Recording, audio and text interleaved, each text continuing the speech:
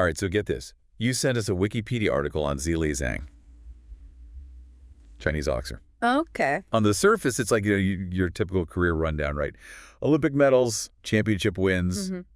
But there's a whole other story here. One that goes way beyond the boxing ring, trust me. Definitely. I mean, what I find most interesting about Zhilei Zhang's story is that it's a story that kind of intersects with, like, cultural systems and his own personal struggles, just as much as it is about, his actual fights. Yeah, no, it's crazy. And, like, the article lays it out, the highlights. Olympic silver medalist in Beijing, '08. Bronze at the World Championships. Yeah. He even held the WBO interim heavyweight title for a bit. Right. Impressive, no doubt. Yeah. But here's where it gets kind of wild. His, like, early life back in China. So they mention this thing, right? And it's a small detail, but it's fascinating. Zhang was, like, way taller than everyone in his family. Huh. Like, noticeably so. Almost like he was, destined to stand out, just literally. Literally. Yeah. And that kind of sets the stage for, his whole athletic journey, which, get this, starts with canoe sprinting. Wow. Not your typical path to becoming, a boxing champ, right? Not really, no. But it does make sense when you think about, like, the context. Canoe sprinting was huge in his region in China. And with his height, I mean, of course, he'd have, like, a natural advantage in a sport like that, right? So it's like, a classic example of how chance can really shape a person's life, Totally. It's like you have this towering kid killing it at canoeing, and then, bam, he switches to boxing. Like, how does that even happen? So I guess during, I think it was a tryout for the provincial canoe team, he ends up injuring his leg. Oh, wow. Yeah, and this injury kind of leads him to cross paths with this boxing coach, a guy named Gu Gangqing, and it's this chance meeting that, like, completely changes his, his athletic trajectory. It's really something. I go sliding doors moment. Yeah, right? yeah. So he ends up training under this system. They call it documentaries. I'll be honest, I had to look that one up. Yeah. It's definitely not a common term you hear every day. No, not at all. So what is that exactly? So Zhugotizi, it basically translates to whole nation system. Yeah. It's this unique system that they have in China where basically the state, they'll identify athletes that they think have potential, like Zhang, for example.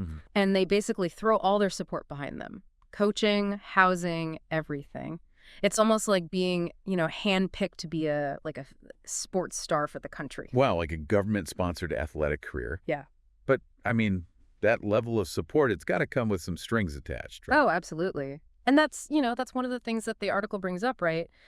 This Zhuge-Tizi system, it's a big reason why you don't see a lot of, Chinese boxers going pro. Think about it. Zhang had, like, a guaranteed job in China, waiting for him if he just stuck with the system. Right. Choosing to go pro, to have a professional boxing career, meant, like, leaving all that security behind. It's a gamble. Yeah, that's a massive decision, right? It's like giving up, like, a sure thing for this dream. So when does he finally decide to just go for it? Well, he eventually turns pro in 2014 when he was 31. 31. 31 years old, which, in the professional boxing world it's pretty old. Most boxers, they go pro much, much younger. Way younger, yeah. And to do that, he moves all the way to the U.S. to chase this dream. He does. And the article does a good job of kind of, like, highlighting the contrast, between his life back in China and the one he was, like, stepping into here in the U.S. Yeah, I bet. Under the Zhuge-Tizi system, everything was taken care of. But in the U.S., he was on his own. I mean, everything, even down to, like, figuring out meals, going grocery shopping, it was all on him. Man, I can't even imagine that kind of an adjustment to go from this highly structured, state-sponsored life as an athlete to, like, basically fending for yourself in the Wild West of professional boxing. Exactly. And that's just the tip of the iceberg, right? What's so interesting is how that lack of a support structure, something that we kind of take for granted here, can actually be a huge barrier for a lot of Chinese athletes who maybe are thinking about, making that move abroad. It's like this whole other dimension to the whole idea of, like, the cultural exchange in sports. That's a really good point. It's like we often forget about those challenges, right? And just focus on, like, the wins and the losses. But this is where Zhang's story gets even wilder. Yeah. I mean, we're talking legal battles, promotional nightmares, even visa issues that would make your head spin. It's kind of crazy, Reading about, like, His early career here in the U.S., it's amazing he even made it. Like, talk about an uphill battle from the start. Oh, yeah, definitely. Yeah. I mean, just to deal with all that and still achieve what he did, it says a lot about his, his sheer will, Yeah. for sure. And speaking of setbacks, the article mentions these brothers, the Lanes. They thought Zhang could be like the Yao Ming of boxing. Yeah, right. Talk about high hopes. So what happened there? Well, they were involved with one of those early promotional companies Zhang was with, Dynasty Boxing. And, well, it basically, folded. Oh, bummer. Yeah. And that seemed to be, a recurring theme in those early years. All these small promotional companies, none of them really able to, deliver. So instead of headlining these huge fights, he's stuck doing, low-profile matches. Mm-hmm. Probably for, a fraction of the pay. Exactly. And this is where that whole, lack of a support system really comes back to bite him. The article even says, Zhang was furious one time because he had to change in this, portable dressing room. Yeah, totally visible to everyone. Imagine that, an Olympic medalist treated like some amateur. No kidding. You'd think with his record he'd be treated like a star. Mm-hmm. But it seems like it was just one thing after another. What about that whole Rock Nation sports situation? Yeah. Wasn't he signed with them for a while? Yeah, Rock Nation. Yeah. That was a wild ride. They definitely had the money, right? Right. But their boxing division, not exactly firing on all cylinders. They actually signed him back when he was with Dynasty. And there were all sorts of issues, legal battles over, broadcasting rights, managers constantly coming and going. It was a mess. Man, it's almost comical how much went wrong. It's too bad because you can see how that kind of chaos would derail even the most promising career. Absolutely. And on top of all that, don't forget, he's also dealing with constant visa issues. Oh, right.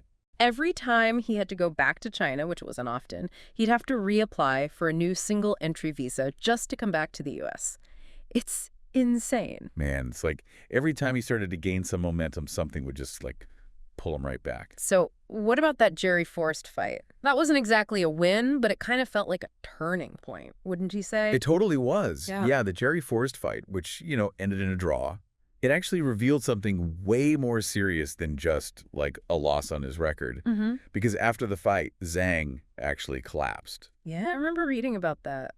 Scary stuff. He couldn't even remember the last few rounds. Yeah. Had to be hospitalized. The article went into detail about how serious it was. Anemia, dehydration, even liver and kidney issues.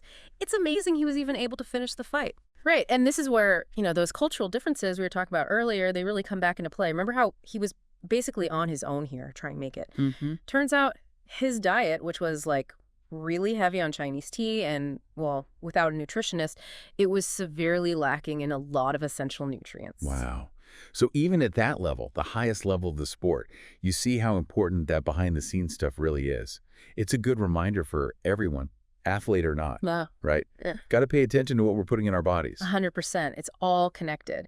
And speaking of resilience, this brings us to the next chapter of Zhang's career, and this is where things get really interesting. So we left off with Zhang dealing with some pretty serious health problems, a real wake-up call. But then the comeback starts. It's like the third act of some boxing movie, right? Yeah. The underdog, beaten down, comes back stronger than ever. It really is remarkable. He finally gets a break, signs with Matchroom Sport, and boom, something just clicks. And that's when he really starts racking up the big wins, right? Like that knockout of Joe Joyce. Yes. To win the WBO interim heavyweight title, what a statement. Totally. And don't forget, he knocked Joyce out twice. That rematch really shut everyone up who thought the first one was some fluke. Right. This guy's for real. Makes you wonder how differently his career might have gone, if he had that kind of support earlier on. It does make you think. The article even mentions how, some boxing analysts felt that Zhang should have won that earlier fight against Filip Hrgovic, the one that was a close decision. It's what if, So many what ifs. Yeah. Just goes to show you how much chance plays a role, even in something as seemingly straightforward as boxing. Exactly. And then, of course, there's that Joseph Parker fight. That felt like a real crossroads in his career, didn't it? Oh, totally.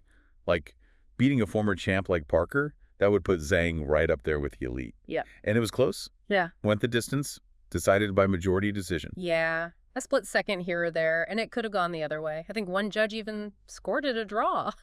But even in a loss, Zhang proved he could hang with the best. He didn't let it get him down, that's for sure. And then to come back with that knockout against Deontay Wilder. Yeah. 5th round. Against a former world champ. Legendary. That was huge. It showed everyone that Zhang wasn't just a contender, he was a serious threat. So where does this leave Zhilei Zhang? Tough to say. But if his stories taught us anything, it's don't ever count him out. Defied expectations at every turn, proved age is just a number, Yeah. and shown that, like, pure grit can overcome almost anything. No doubt. And he did all that while navigating a whole new culture, a whole new system. He had to be his own advocate, his own nutritionist, everything. That's resilience. It's inspiring, honestly.